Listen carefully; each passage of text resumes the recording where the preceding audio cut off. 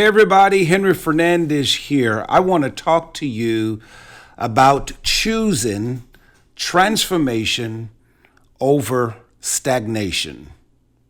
So it's a challenge to you to choose transformation over stagnation. Well, transformation is to move from one form to a next, from one stage to a next, to evolve, if you will.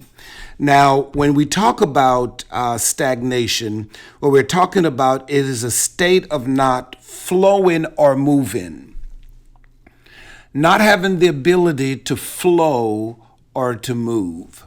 And I think every one of you listening to me today or watching this podcast must ask yourself this very important question, and that is, am I living my life being transformed on a daily basis, or am I living a life that is stagnant? I'm not moving. There's no flow in the direction of progress for you. I mean, you have to assess your life and see who you are. What are you producing? Are you changing for the better, or are you changing for the worse? Now, a lot of us, if we be honest, we are more quick to judge other people. We're more quick to point fingers at them and even nibble in their business. You know, we're so quick to know other people's business. And this is where I struggle with people who are busybody. You know, the Bible talks about people being busybody. I just can't understand. They use energy, time, and a lot of strength and energy, if you will, to inquire of people, search people out, go out of their ways to find out people's business and even talk about people's lives and their businesses and so forth. Now, the amazing thing about it is they're not making progress. There's no improvement. There's no transformation in their lives. Their lives are totally stagnant. They're not moving, no progress. They're not doing anything. And you have to wonder why. Why do that? You know, why am I going to waste my time watching other people, discrediting other people, getting in conversations with people, whether it's on the telephone, social media, group chats, you name it, and talk about people who, first of all, in most cases, are way lot better off than us. When you think about it. Way lot better off. I mean, these stars that people talk about and, buy tabloids, magazine, and search all kinds of stuff, going to the internet, paying for internet services and so forth, just to keep up with the news of what's happening in these people's lives. And these people are making a whole lot of money. Sometimes it is stage. Sometimes in Hollywood, what they do and in the entertainment business, they know how the mindset of people are. So what they will do, they'll create a scenario. They'll say, oh, this person is going to be at this restaurant because they know people are going to go there just to see them. That creates an awareness. It's a game. It's an awareness. And then people get sucked into that. These people are making tons of money, buying properties, making progress, making deals that you will never know, while some are sitting down in their couches at home, around the coffee table at work, in the cafeteria, on the phone late at night, can't get no sleep, then go to work and talk about you tired all day and so forth, trying to nibble in people's business, and not making a transformation, but just being stagnant, not going anywhere. I think I want to go back to the point. Every one of us, and if you don't see the need of it, then you are the exact person I'm talking about. Some people are so self-centered and so narrow-minded in their thinking that really nobody can talk to them. They don't want to change. They think they've got it together. And I oftentimes say, just look at people. Look at people. People who are arrogant, self-centered, people who are just rude and think they're better off than everybody. Look at them. Look, in reality, look at them. If they were to stand on their own, they're nothing. They're nothing. It's several things that are supporting them. Think about that. And then there's some, whether they're by themselves or whatever, they're just, no progress. Forgive me if I'm really having a passionate moment here. I just don't understand why people are that way. Why? Instead of spending quality time working on changing you. I wonder how many of you who are listening to this podcast, watching it, how many of you can honestly say it's important to you to change? It's important to you to change. That though you may think, okay, fine, you're at a good place, but it's always better for you to improve. It's always better for you to be a better person. It's always better for you to find ways in becoming more successful, more better at your communication skills, more better at your perspective of life, more better at what you do career-wise, more better of what you do parenting, more better at what you do in your dating, in your marriage, more better at what you do in the handling of your finances, better at what you do when it comes to negotiation, more better at what you do when it comes to acquiring a degree, better at what you do when it comes to handling conflict. All of those things I just listed are things that literally all of us need to improve on. And we can evolve. We can become better. We can be transformed. I can tell you, for me, I am not the man I used to be when I was in my 20s. When I was in my 20s, I was in my 20s, I behaved a certain way. I acted out certain things. I handled conflict differently. I, saw life differently. I looking back now at my age, when I look back at 20 and I was like, what was wrong with you, Henry? Why couldn't you? You didn't listen. Your head was just hard. Nobody could get anything through to me. Looking back now, I wish, oh my goodness. Is there anybody out there who wish you can go back into your past and fix some things? Oh, Lord, man. I remember years ago, this was just when I started the church. We're celebrating 30 years of ministry.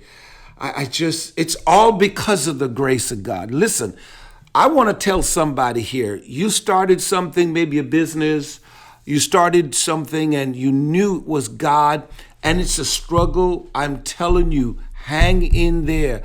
I can't tell you how many times I wanted to quit and have said it. I've said it, even partially acted it out. I'm done, whatever. But somehow I held on. Looking back 30 years later now, I can tell you I am so glad I did not quit.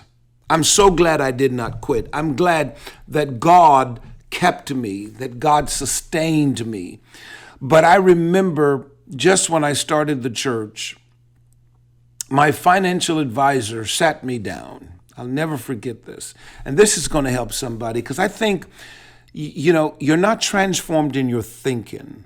You're stagnant. And maybe you got frustrated over life. Maybe you just got frustrated because all the efforts that you've put out in the past never came out to anything. You just can't break through the darkness. You can't push through the failures and the setbacks. I want you to listen to this. So my financial advisor said to me, Henry, I know you're a pastor and I know your heart, but I really want you to consider putting a little bit of extra money on the side and build your retirement.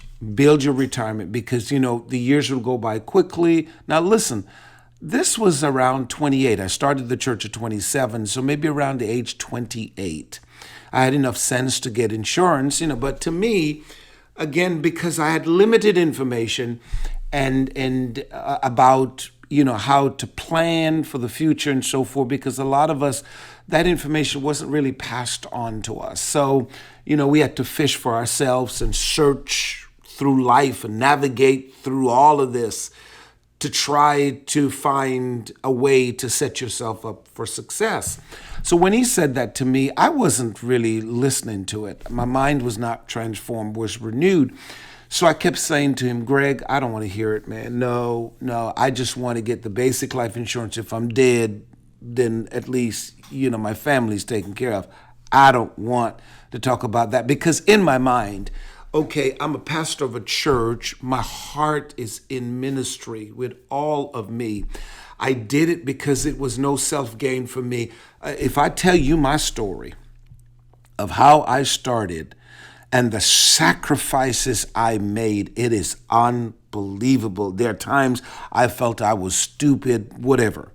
And I remember saying to Greg, Gregory, I don't want to do it because in my mind, I'm a Christian, I'm a pastor. God's going to take care of me.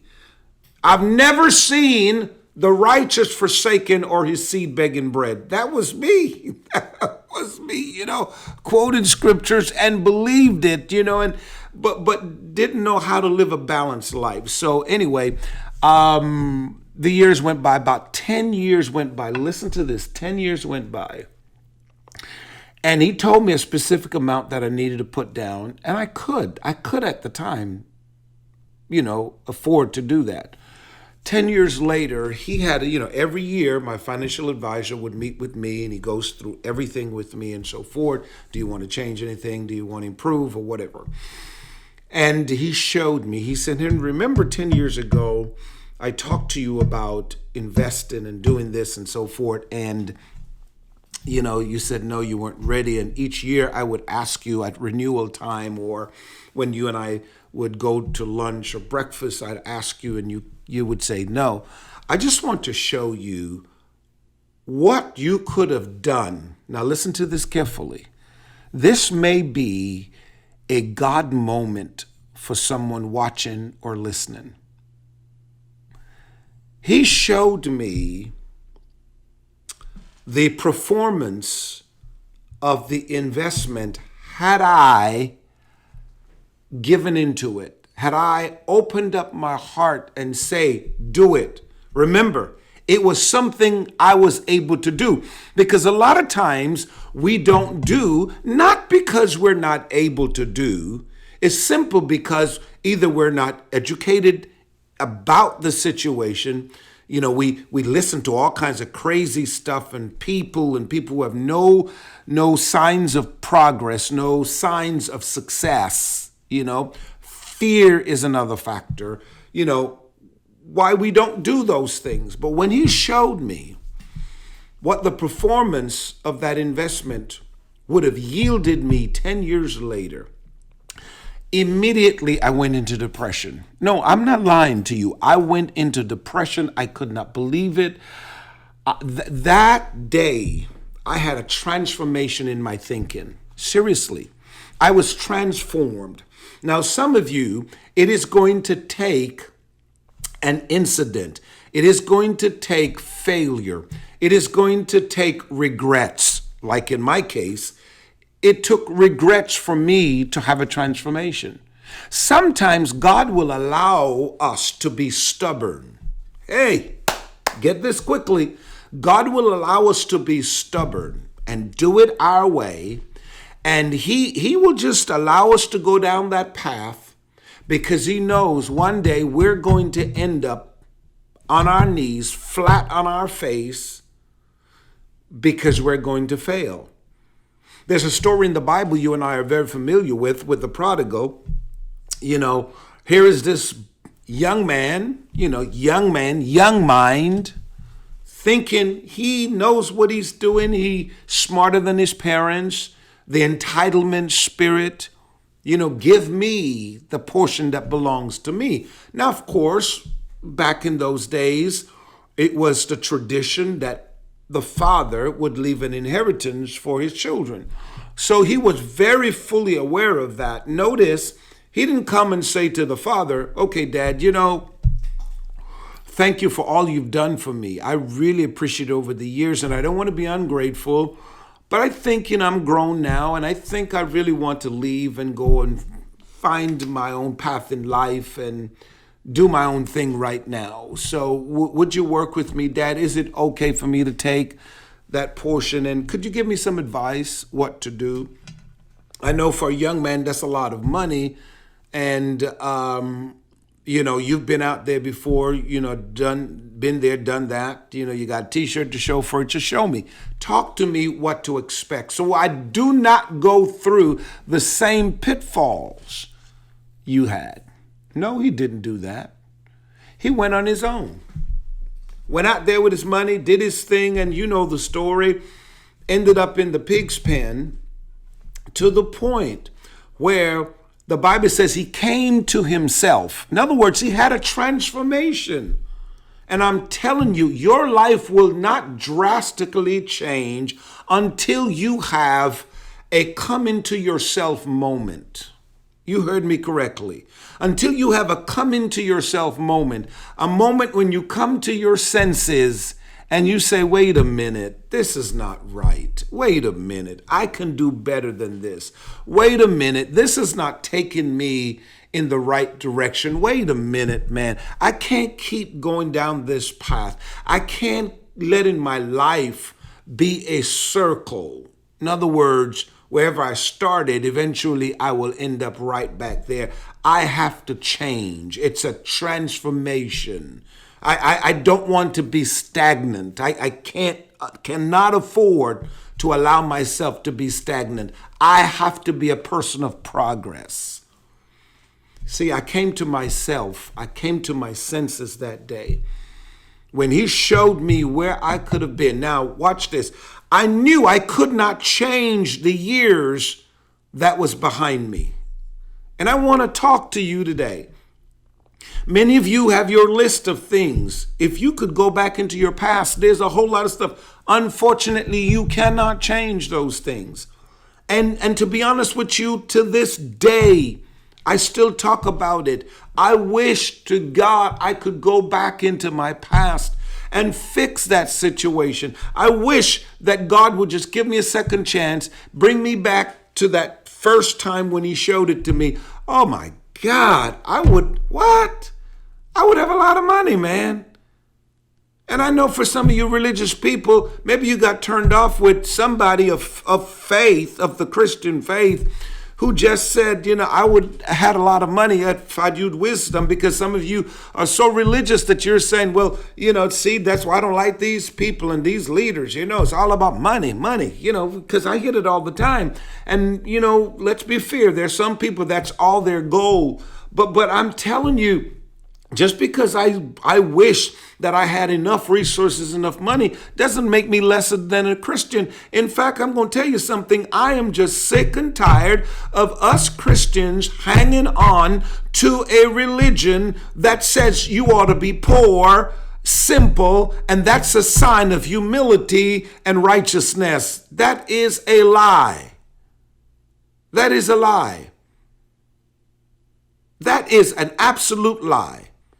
I'm not saying anybody who doesn't have it or they're poor, they're not, successful, and because success has nothing to do with how much money you make and the fame you get.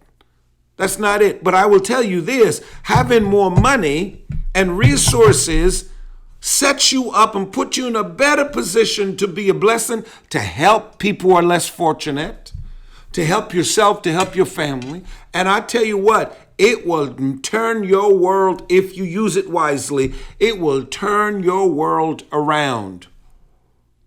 There's a whole lot of things money can help you with. It's not the answer to everything, but it can answer a whole lot of stuff. I tell you what, some of you, I guarantee you, money will get you out of depression right now. You are so depressed, you talking trash, you talking to yourself, you stressed out, you're laying in your bed at night, stressed, crying your heart out, you on the job, you're making all kinds of mistakes. It's even reflecting in your evaluation report because you're stressed, you can't concentrate because you just don't have the money, you don't have the resources.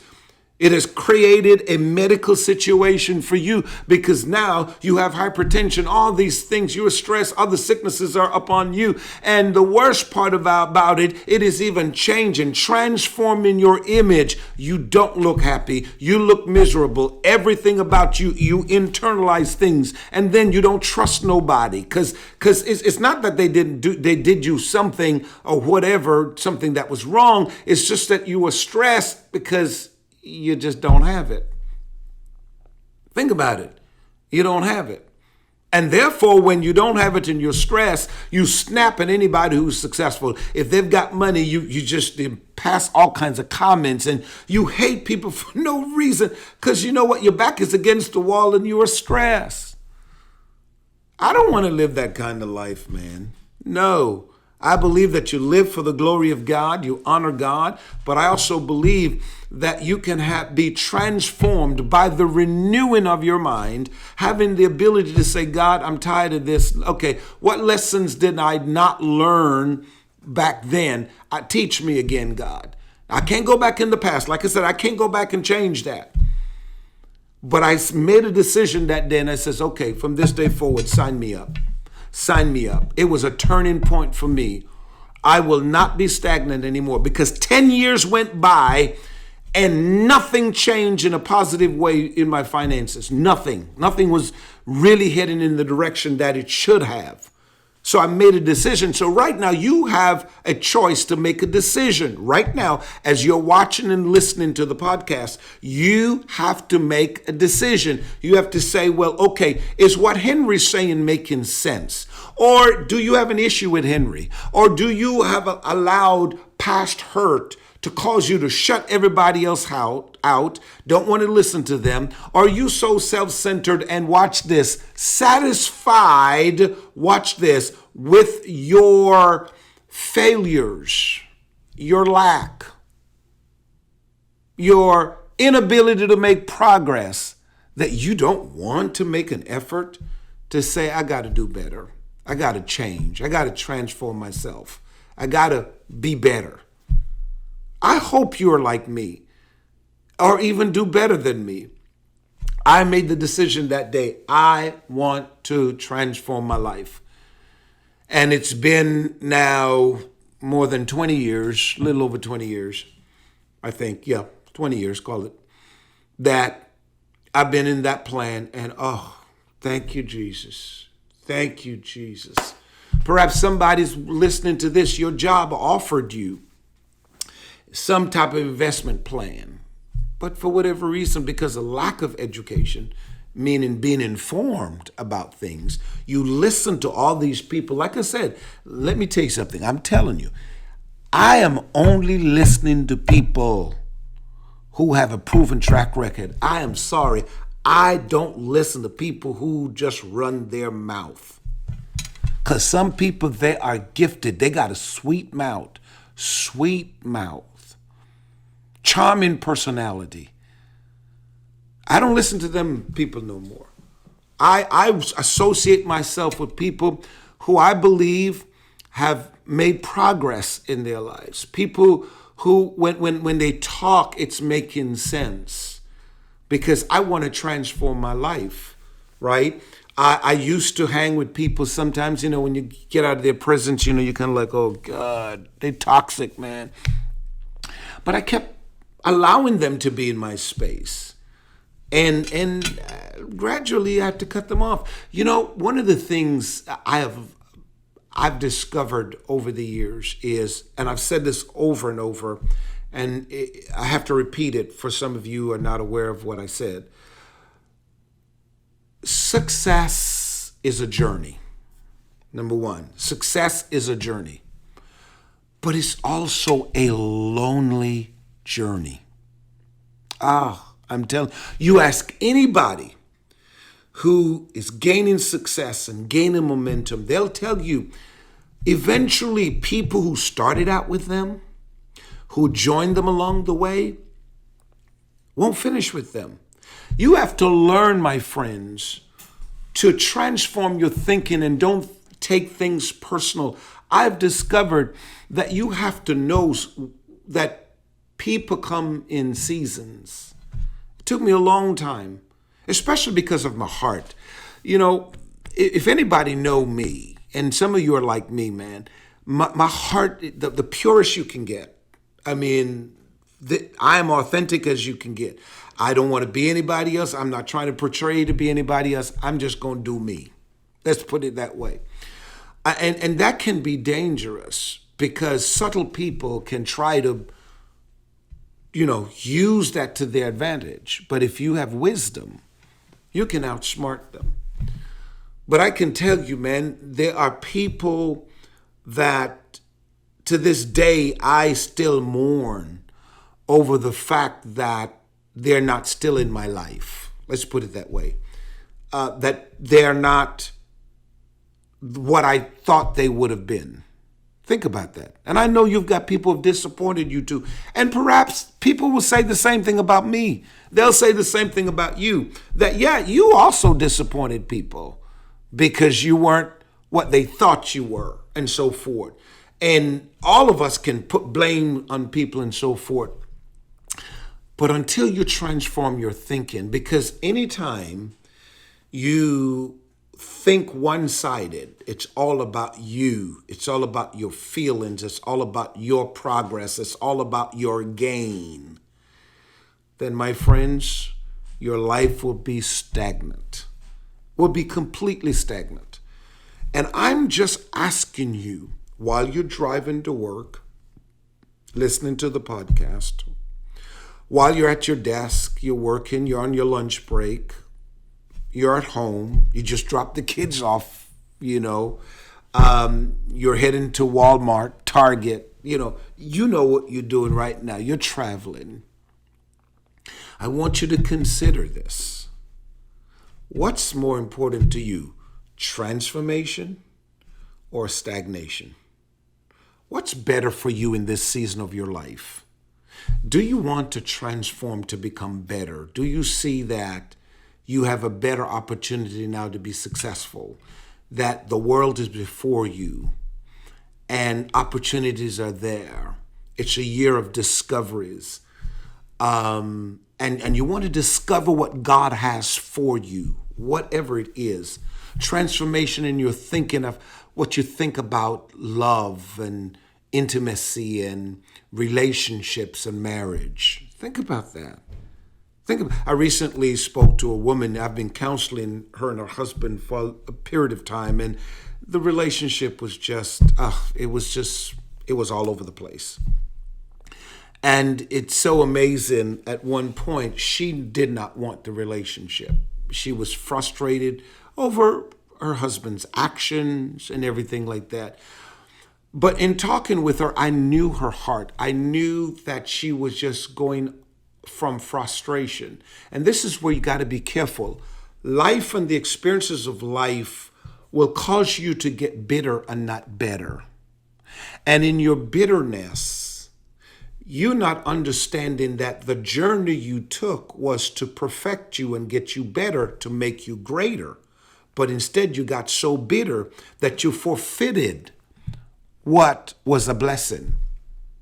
So here this woman did everything. Long story short, she wanted out. Husband decided, okay, he's going to do his thing and whatever. The moment he decided he wanted to end it, somehow she received the transformation. Her heart, God spoke to her. See, somehow God did it. Well, it so happens now she wants it. The husband got so hurt over it, even though perhaps maybe he's the cause of it, but he got so hurt because the spirit that was upon her, see, this is how Satan worked. Satan takes that spirit now putting upon him.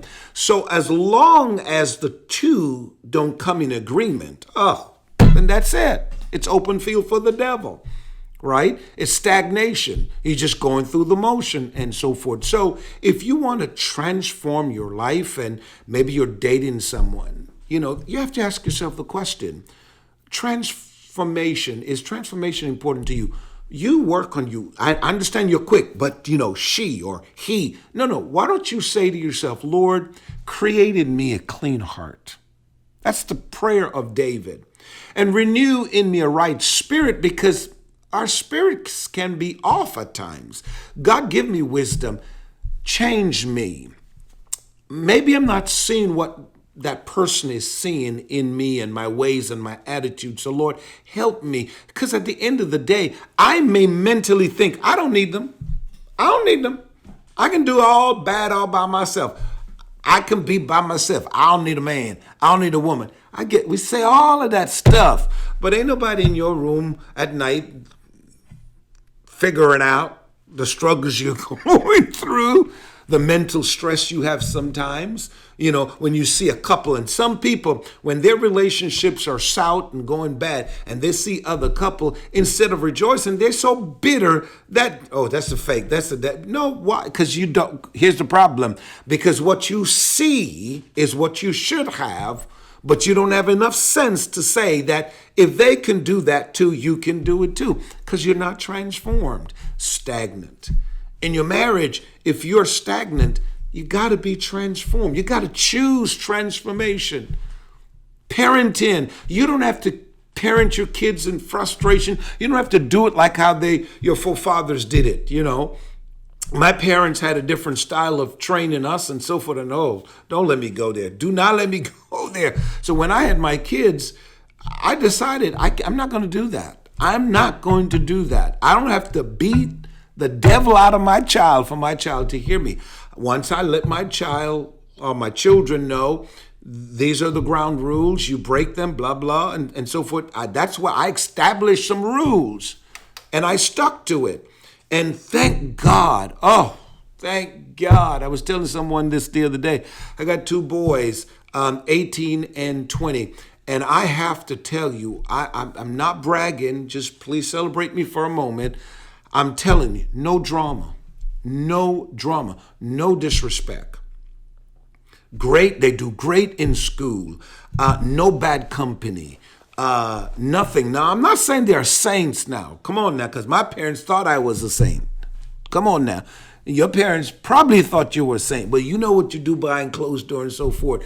But the fact is that I never once had to, very disciplined children, because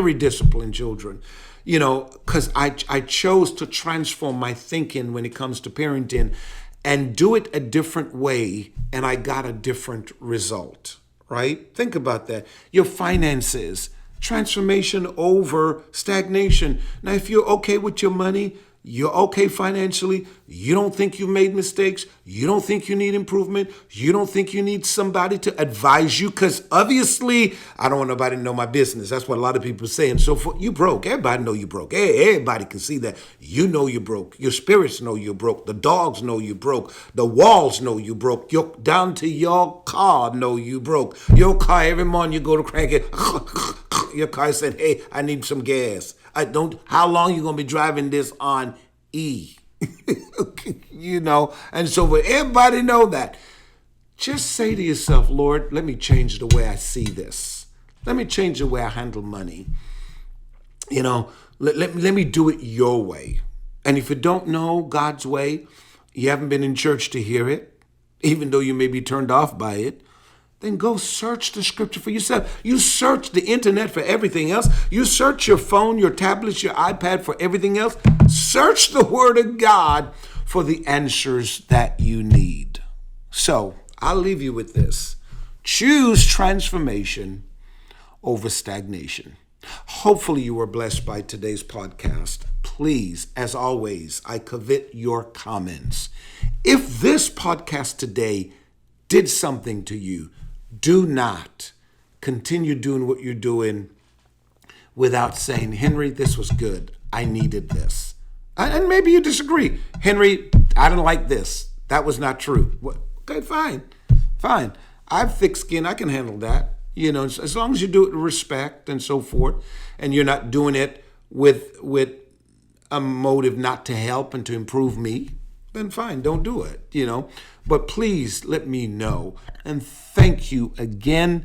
And I look forward in seeing you on another podcast.